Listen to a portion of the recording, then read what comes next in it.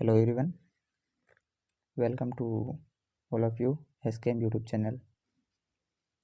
दोस्तों, आप सभी का एक बार फिर से स्वागत है एसकेएम यूट्यूब चैनल में। आज हम पढ़ने वाले हैं नंबर सिस्टम।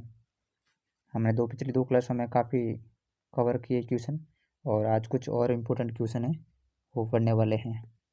तो स्टार्ट करते हैं बिना कुछ देरी किए। सबसे पहला क्वेश्चन है 4 की पावर 10 इंटू 7 की पावर 3 इंटू 16 की पावर 2 इंटू 11 इंटू 10 की पावर 2 में अभाज्य गुणनखंडों की कुल संख्या कितनी है। यहाँ पर पूछा हुआ है अभाज्य गुणनखंडों की फैक्टरों में अभाज्य फैक्टरों की पूछे हैं, प्राइम फैक्टर की कुल संख्या कितनी है, प्राइम फैक्टरों की कुल संख्या पूछी हुई है। तो सबसे पहले हम यहाँ पर निकालेंगे सबकी। यहाँ पर जैसे यहाँ पर पावर दे रखी है, इनके सबको हल करना पड़ेगा, क्वेश्चन को हल करेंगे। जैसे सबसे पहले हम 4 की पावर 10 को क्या लिख सकते हैं, 2 की पावर 2 इंटू पावर 10 इंटू 7 की पावर 3।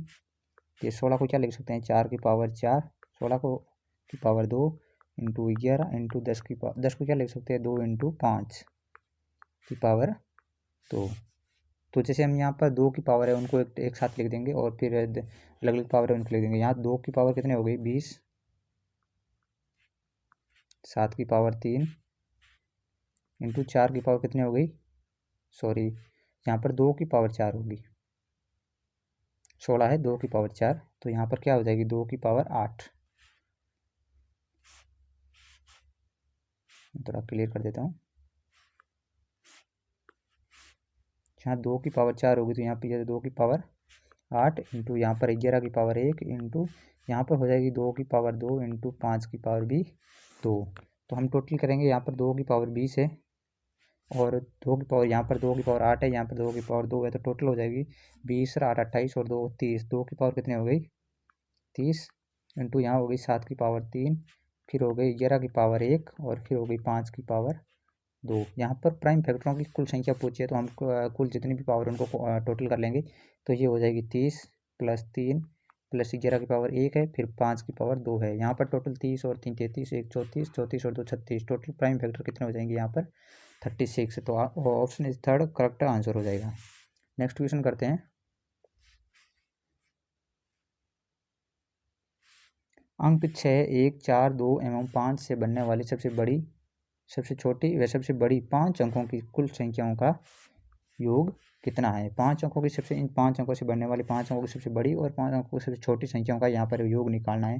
तो हमने पहले सीखा ही होगा छोटी क्लास के अंदर, जैसे ये 5 अंक दिए हुए हैं और 5 अंकों की सबसे बड़ी संख्या बनानी है, सबसे बड़ी संख्या बनानी है, तो हमें कौन से क्रम में संख्या को लिखना पड़ेगा, अवरोही क्रम, मतलब घटते क्रम के अंदर हम संख्याओं को लिखेंगे तो सबसे बड़ी संख्या बन जाएगी। तो हमें सबसे बड़ी संख्या 6, फिर 5, फिर 4, फिर 2, फिर 1, ये सबसे क्या हो गई, बड़ी संख्या हो गई। क्या हो गई, 5 अंकों की सबसे बड़ी संख्या हो गई। अब सबसे छोटी संख्या लिखेंगे तो कौन से क्रम में लिखेंगे, आरोही क्रम में, मतलब बढ़ते क्रम में लिखेंगे, तो सबसे छोटी संख्या हो जाएगी 1, 2, 4, 5 और ये 6। इन दोनों संख्याओं को क्या पूछा है, योग पूछा है। 7, 5, 2, 7, 4, 4, 8, 5, 2, 7, 6, 1, 7। तो क्या हो जाएगा 77877। Option is 3 is correct answer हो जाएगा इसका। नेक्स्ट क्वेश्चन करते हैं। 0, 1, 2, 3, 4 में से प्रत्येक अंक का एक बार प्रयोग करते हुए इससे बनने वाली 5 अंकों की, कितने अंकों की, 5 अंकों की सबसे बड़ी और सबसे छोटी क्वेश्चन संख्या पूछी है। लेकिन दोस्तों इसमें ध्यान रखना है, पिछली जो क्वेश्चन था सेम क्वेश्चन है, उनके बीच का अंतर पूछा है इसमें। उसमें क्या था, योगफल था, सम पूछा था, इसके अंदर क्या पूछा है, इसमें अंतर पूछा है। तो हम सबसे पहले बड़ी संख्या लिखते हैं। सबसे बड़ी संख्या क्या हो जाएगी, 4, 3, 2, 1, 0। अब सबसे छोटी संख्या क्या होगी, अब सबसे छोटी संख्या यदि हम आरोही क्रम में लिखते हैं 0, 1, 2, 3, 4, तो हमें 4 अंकों की संख्या प्राप्त होगी। कितने अंकों की होगी, 4 अंकों की। लेकिन यहाँ पर कितने अंकों की संख्या पूछी है, 5 अंकों की, तो हमको एक सबसे आगे लिखना पड़ेगा, फिर 0, 2, 3, 4, क्योंकि यहाँ पर पाँच अंकों की संख्या पूछी है। अब इन संख्याओं का हमें क्या पूछा है, अंतर पूछा है। तो 6 में से 4 गया, सॉरी 10 से यहाँ पर 0 है, 10 में से 4 गया, पीछे 6, पीछे बचा 0 डिवाइड बाई 1, और यहाँ पर हो गया 10, 10 में से 7 गया, पीछे बच गया 7, कैरी फॉरवर्ड यहाँ पर 1, कैरी फॉरवर्ड हो गए 11, 11 में से 9 गए 8, पीछे बच गया 9,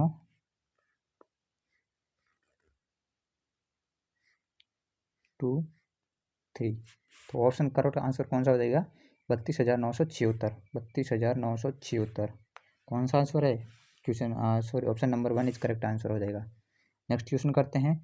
4 + 13 + 13 + 4, यहाँ पर क्या लिखा हुआ है 4 + 13 = बराबर 13 + 4 में जोड़ संबंधी किस नियम का उदाहरण है। ये एक नियम होता है जो हमने पढ़ा है, ये राजस्थान पुलिस के अंदर पूछा गया प्रश्न है, आया हुआ प्रश्न है, और इसके अंदर डायरेक्ट नियम के बारे में पूछा है। तो हमने पढ़ा है नंबर सिस्टम संख्या पद्धति के अंदर हमने पढ़ा है a + b = b + a, ये एक नियम होता है।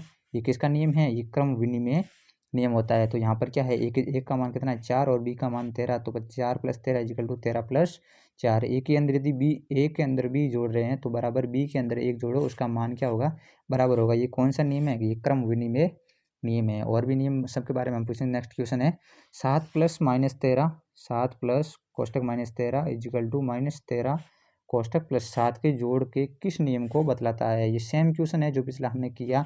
a + b ये दर्शाता है a + b = b + a। यहाँ पर a का मान कितना है 7 और b का मान कितना है -13। यहाँ पर एक बार 7 + -13 फिर -13 + 7, ये कौन सा नियम है, क्रम विनिमय नियम है। जी ऑप्शन 1 इज करेक्ट आंसर हो जाएगा। नेक्स्ट क्वेश्चन हम देखते हैं। a कोष्टक a + b a कोष्टक b + c = ab + ac। यदि a b × c लिखा हुआ है बाहर, तो हम सबसे पहले a को एक बार b के साथ गुणा करेंगे, a + b, जो बीच में चिन्ह है वो प्लस का चिन्ह लगाते हैं, फिर a को वापस c के साथ इंटू करते हैं, a × c। यहाँ पर कोई चिन्ह नहीं होता है बीच के अंदर, तो यहाँ पर गुणा का चिन्ह होता है, कैसा, मल्टीपल का चिन्ह होता है। तो ये कौन सा नियम है, ये भी एक नियम है। तो क्रम विनिमय का नियम क्या होता है, a + b = b + a, ये होता है क्रम विनिमय, ये होता है। तो क्रम विनिमय ये नहीं होगा, तो ये नियम होता है, ये होता है साहचर्य नियम। कौन सा, सॉरी बंटन नियम, ये कौन सा होता है, बंटन नियम। साहचर्य नियम हम अगले नेक्स्ट क्वेश्चन के अंदर कवर करेंगे। नेक्स्ट क्वेश्चन होता है 3 + 5 कोष्टक 7 = 3 + 5 + 7 जोड़ के किस नियम को दर्शाता है। ये कौन से नियम को दर्शाता है, तो ये नियम होता है साहचर्य नियम। इस नियम को लिखते हैं a + b कोष्टक + c = a + कोष्टक b + c। यदि हमारे a + b + c है = a + b + c, इसको लिख सकते हैं। ये कौन सा नियम है, ये साहचर्य नियम है। नेक्स्ट क्वेश्चन हम करते हैं। 3 की पावर 4 7 9 8 के विस्तार में अंतिम अंक, यहाँ पर यूनिट डिजिट की बात की है दोस्तों। यूनिट डिजिट आपने पिछले काफ़ी एपिसोड में हमने क्लियर किया है, यूनिट डिजिट कैसे निकालते हैं हमने सीखा भी है। तो हम आज और एक बार सीखेंगे, प्रैक्टिस करेंगे। 3 की पावर 47 98 के विस्तार में अंतिम अंक क्या है, लास्ट डिजिट पूछा है। तो यहाँ पर बताया हमने 3 की पावर कुछ भी हो उसको 4 से डिवाइड करना है। यहाँ पर क्या है, इसको जितने भी ये 47 98 देकर रखा है, इसको हम क्या करेंगे, 4 से डिवाइड करेंगे। किससे डिवाइड करेंगे, 4 से। हम इसको 4 से डिवाइड करेंगे। जैसे 4 से डिवाइड करेंगे, 4 से डिवाइड का भाग होता है लास्ट 2 अंकों में 4 का भाग दो। 98 में 4 का हम जैसे भाग देंगे 96 बच जाता है। पीछे शेषफल कितना बचता है, 2। तो 3 की पावर 2, 3 की पावर 2 का मतलब होता है 9। तो लास्ट डिजिट क्या आ जाएगा, 9। तो इसका last digit of unit of अंतिम अंक होगा, वो हो जाएगा 9। अगला क्वेश्चन करते हैं हम। नेक्स्ट क्वेश्चन के अंदर पढ़ते हैं। अगला क्वेश्चन दे रखा है 124 की पावर 372 + 124 की पावर 373 के योग में एकल अंक कौन सा है। इसको पहले तो पूरा हल करना है, फिर इसका जो योग है, इसका अंतिम हल करने पर अंतिम अंक आता है, उसका हमें यूनिट डिजिट बताना है। तो हम कैसे सोल्व करेंगे, 1 2 3, यहाँ पर इकाई का अंक क्या है 4, यहाँ पर भी इकाई का अंक क्या है 4। तो 4 की पावर सम है यहाँ पर, तो यहाँ लिख देंगे 4 की पावर सम, प्लस यहाँ पर इकाई का अंक क्या है 4, और यहाँ पर 4 की पावर क्या है, विषम है, ओड नंबर है, तो 4 की पावर ये विषम। ये हमने ये नियम पढ़ा है इवन नंबर एकल अंक निकालने के लिए। ऐसा है फॉर्मूला, शॉर्टकट ट्रिक से निकाल सकते हैं। तो 4 की पावर 2 का मतलब होता है अंक डिजिट 16 6, प्लस 4 की पावर 1 का मतलब होता है 4। तो अंतिम अंक क्या आ जाएगा, 6 + 4 10, 10 के अंदर अंतिम यूनिट डिजिट क्या आता है 0। तो option 4 is correct answer. Next question देखते हैं। यदि n एक पूर्ण धन पूर्णांक है तो 3 की पावर 2n + 1 + 2 की पावर 2n + 1 के इकाई स्थान में अंक क्या है। इसमें यहाँ पर निकालना है, जहाँ n क्या है, एक धन पूर्णांक है। n एक सम संख्या हो तो हम इसका मान क्या आएगा, इसका यूनिट डिजिट क्या आएगा, वो रखेंगे। सम संख्या मान सकते हैं हम, जहाँ n हम यदि माने, यदि 2 है, n बराबर n का मान कितना है 2, तो 2 रखेंगे, तो 2 + 1 और 2 × 2 4, 4 + 1 5 हो जाएगा। 3 की पावर क्या हो गई 5 + 2 की पावर 2 n की जगह 2 रखेंगे, n का मान 2 × 2 4 और 5। तो यहाँ पर क्या आ रहा है, दोनों की ये ओड नंबर आ रहे हैं। हम कुछ भी सम संख्या रखेंगे, यहाँ पर सम संख्या मान लो 4 रख के देख रहे हैं, या 3 रख के लें, 3 दूनी 6 प्लस 1 7, या 5 7 रख के विषम संख्या उसी धन पूर्णांक कोई भी धन पूर्णांक रख के देख रहे हैं, +1 आ रहा है, +1 आ रहा है, मतलब यहाँ पर क्या आएगा, ओड नंबर आएगा। और 3 की पावर ओड 3 का ओड नंबर 3 × 1 और 2 सॉरी बीच में प्लस का चिन्ह है, प्लस और 2 की पावर ओड नंबर है तो 1। अब 3 की पावर 1 है तो 3 और 2 की पावर 1 है तो 2, तो 3 + 2 क्या हो जाएगा 5। तो इसका यूनिट डिजिट क्या आएगा 5, option 3 is correct answer. Next हम देखते हैं 7 की पावर 105 का इकाई अंक क्या होगा। 7 की पावर 105 का इकाई अंक क्या होगा, तो हम 7 की पावर 105 है तो 105 को 4 से डिवाइड करेंगे, 05 को 4 से डिवाइड करेंगे, शेषफल क्या आ रहा है 1, तो 7 की पावर 1, 7 की पावर 1 का मान होता है 7, तो सीधा सा सिंपल सा option is 2 is correct answer. अगला दे रखा है 35 47 की पावर 153 × 561 की पावर 72 का इकाई अंक क्या होगा। इसके अंदर यूनिट डिजिट पूछा है, तो हम कैसे निकालेंगे यूनिट डिजिट, तो आपने सीख लिया होगा बहुत ही आसानी तरीके से। 7 की पावर क्या है, यहाँ से एक ही डिजिट लेना है, यहाँ पर भी एक डिजिट लेना है, अंतिम अंक को अपन को लेना है, आगे कुछ भी लिखा उसको नहीं लेना है। तो 7 की पावर 153 4 से डिवाइड करेंगे, 4 से डिवाइड का नियम क्या होता है, पिछले 2 अंकों के अंदर 4 का भाग देना है। इसके यदि आगे 1 लिखा हुआ है इसको भी नहीं काउंट करना है, इसको भी छोड़ देना है। तो 53 के अंदर यदि हम 4 का भाग देंगे, 4 13 का 13 बार सॉरी 4 का भाग 13 बार जाएगा, 52 आंसर आ जाएगा 1। तो 7 की पावर पीछे 1 बचेगा, शेषफल इंटू यहाँ पर 6 की पावर कुछ भी हो, 1 की पावर यदि कुछ भी हो इकाई का क्या आएगा 1 आएगा, क्योंकि 1 × 1 × 1 × आप कितनी बार ही कर लो, इवन नंबर सॉरी इका यूनिट डिजिट क्या आएगा 1 आएगा। तो 7 की पावर 1 का मीन्स होता है 7 और × 1 तो इजिकल टू 7। तो यहाँ पर option 3 is correct answer, option answer क्या है 7। नेक्स्ट क्वेश्चन हम देखते हैं 7 की पावर 95 - 3 की पावर 58 का इकाई अंक क्या होगा। 7 की पावर 95 ये, तो 4 से डिवाइड करेंगे तो शेषफल क्या बचेगा 3, तो 7 की पावर 3 - 3 की पावर है 58, और 58 को 4 से डिवाइड करोगे तो पीछे का आंसर क्या आएगा, शेषफल क्या बचेगा 2, तो 3 की पावर 2 इजिकल 7 की पावर 3 है तो 7 का घनमूल 3 4 3, तो डिजिट क्या आएगा 3 - 3 की पावर क्या है 9, सॉरी 3 की पावर 2 तो 9, 9 का यूनिट डिजिट क्या है 9। यहाँ पर 3 में से 9 नहीं करना दोस्तों, यहाँ पर एक अंक आ रहा है, यहाँ पर बड़ी संख्या है तो यहाँ से 13 कर लेंगे हम, क्योंकि इसके आगे कुछ ना कुछ है संख्या, तो कुछ ना कुछ डॉट डॉट कुछ ना कुछ संख्या है, तो यहाँ पर 13 - 9 करेंगे, क्या करेंगे 13 - 9, तो is equal to 4 answer is correct, correct option is 2 is correct option हो जाएगा। अगला क्वेश्चन देखते हैं, नेक्स्ट क्वेश्चन यहाँ पर है 81 × 82 × 83 × डॉट डॉट डॉट 89 के गुणनफल में इकाई का अंक कौन सा है।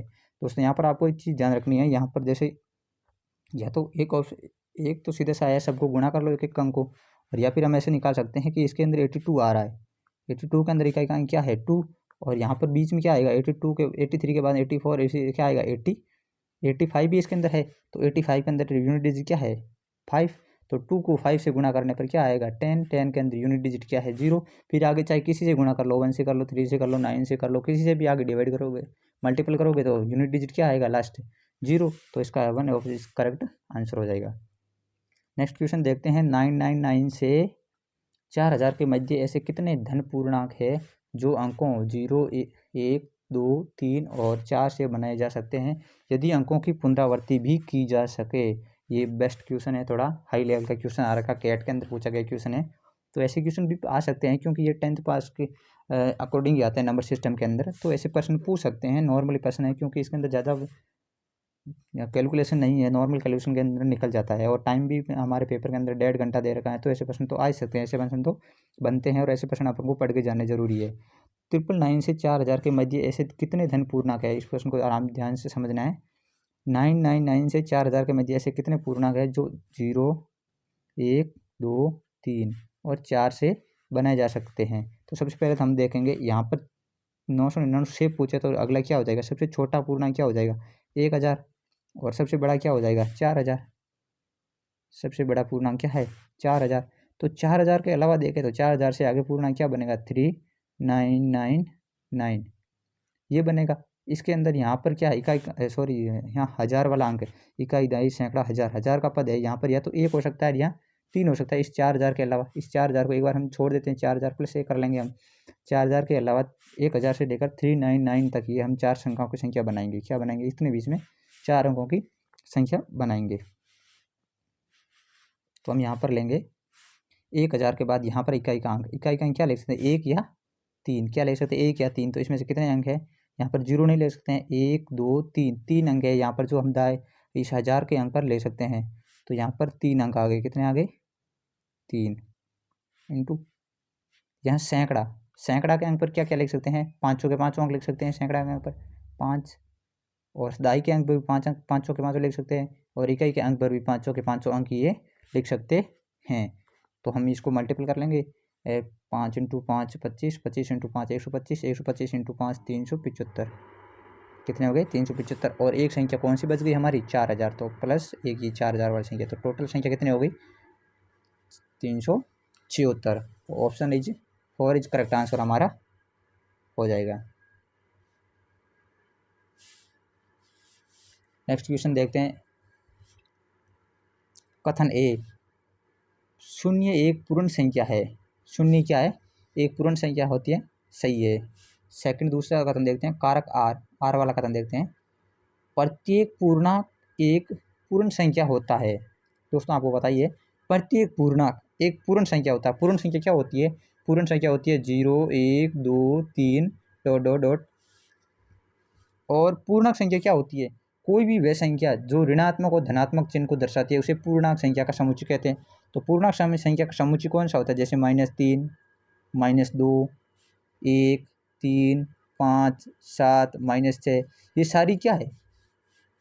पूर्णांक संख्या है। तो ये -3 है ये पूर्णांक संख्या है। ये क्या नहीं है? पूर्ण संख्या नहीं है। ये क्या नहीं है? पूर्ण संख्या नहीं है। तो ऑप्शन सेकंड गलत है और option first is right answer है। तो इसका सही आंसर क्या होगा? देखो, पहला ए और आर दोनों सही है और आर ए का सही स्पष्टीकरण है। गलत है। ए और आर दोनों सही है परंतु आर ए का सही स्पष्टीकरण नहीं है, ये भी गलत है। ए सही है परंतु आर गलत है। यहाँ पर देखो, कथन ए क्या है? सही है परंतु कथन आर क्या है? गलत है। चौथा क्या है? ए गलत है परंतु आर सही है, ये भी गलत हो गया। तो ऑप्शन 3 है वो जो करेक्ट आंसर हो जाएगा। दोस्तों आज की क्लास यहाँ तक की है। और भी हम बहुत सारे ऐसे नेक्स्ट क्वेश्चन, जैसे नेक्स्ट सेशन के अंदर बहुत ही अच्छे अच्छे क्वेश्चन करेंगे। तो यदि अभी तक आपने हमारे चैनल को सब्सक्राइब नहीं किया है तो सब्सक्राइब जरूर कर ले और हमारे वीडियो को लाइक और शेयर करें, क्योंकि अपन जैसे और भी दोस्त बहुत सारे हैं जो ICAR की तैयारी कर रहे हैं, IARI की, तो उसको ये पर्सन मिल सके। और मैथ का पूरा कोर्स, पूरी मैथ का कोर्स हमारे यूट्यूब चैनल पर आपको मिलने वाला है। सारे सब्जेक्ट हम डेली कवर करेंगे। तो तब तक मिलते हैं नेक्स्ट वीडियो के अंदर। तब तक के लिए बाय बाय।